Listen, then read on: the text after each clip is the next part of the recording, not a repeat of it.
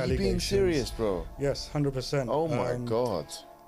This is horrible. Yeah, I mean... This is making me very upset, to be honest. Yeah. I mean, to think that human beings like that even exist.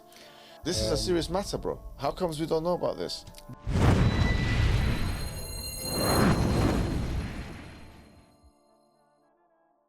What do the studies that you've looked at show when there is an absence of a father figure in one's life?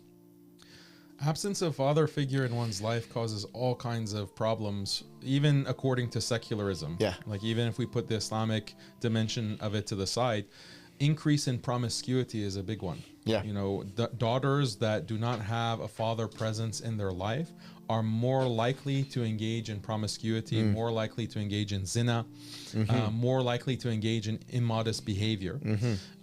Boys also suffer from all kinds of psychological problems. This is documented. It's interesting because liberals will point to stats regarding single parent household, typically single mother. And there's all kinds of problems like increase in drug addiction, increase in depression, increase in dropping from school, increase in falling into crime and being prosecuted for crimes. All of these dimensions are elevated when you don't have the father figure present in the lives of children, whether male or female. And it's funny because liberals cite these stats because they want to promote abortion.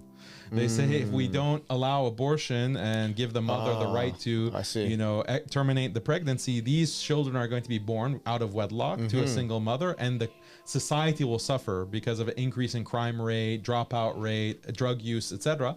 So they're pointing to these stats to promote abortion. Yes. But really, it's the same stats for just single motherhood. Like you're cutting off the father figure, and your children are going to suffer. So some of these mothers, even if you tell them the stats, they have this emotional desire to take revenge or to somehow make their husband suffer in this very unjust way. No, definitely, me growing up, I can tell you from my own experience that, I mean, it was a craving that I had, bro. Like, you know, the father not being there.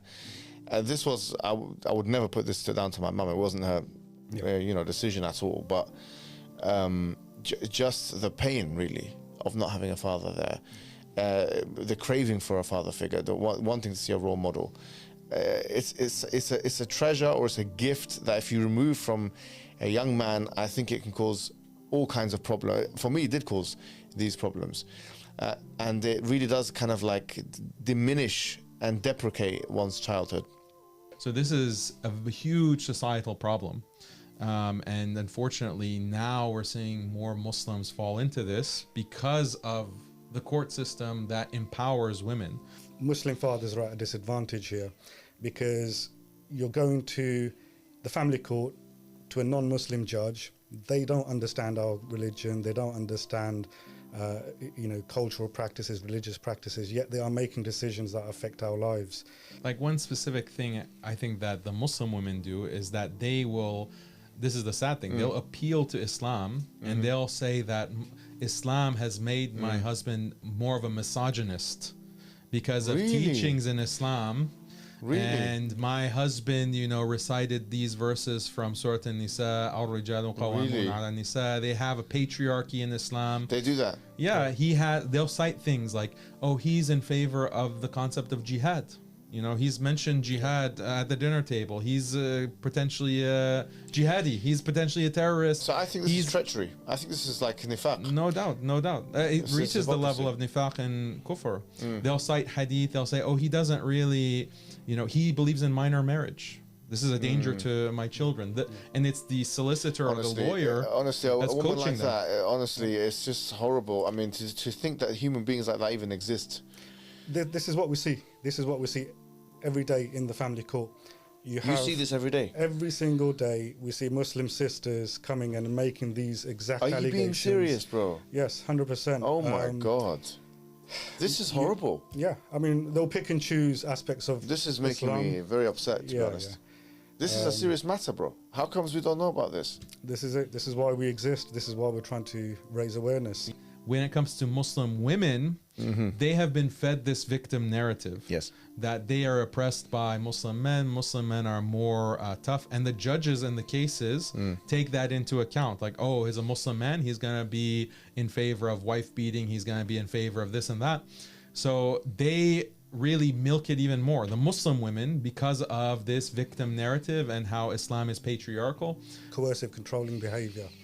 That's what they now use in the family courts. So Yes. anything your husband asks you to do, oh, that's coercive controlling behavior. Aha. Yeah. So I think it was round about in 2015, they brought coercive controlling behavior as a definition of domestic abuse and violence. Before that, it wasn't in there.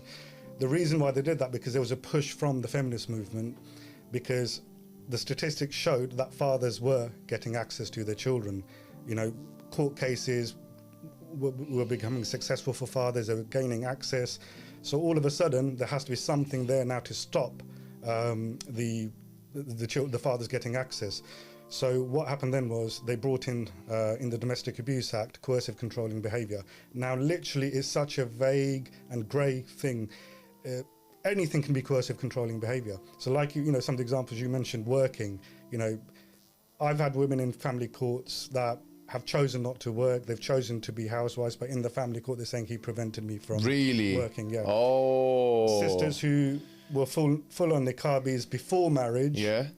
They've then, you know, taken off the niqab, wearing a hijab. Yeah. But then they've, in the family court, are telling them that he forced me to wear hijab.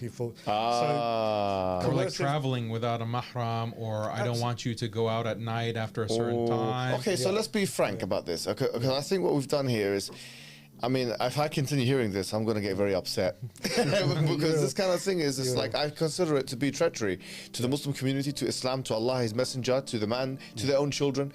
Like, that must be described as evil. That must be described as evil from the Islamic perspective and otherwise. Even a non-Muslim can see that. But we've spent a lot of time talking about the problems. The question now is, what are the solutions? How does a man navigate this mess in the West, in the UK, in the US, in Canada, in Australia, wherever it may be? What would you guys propose?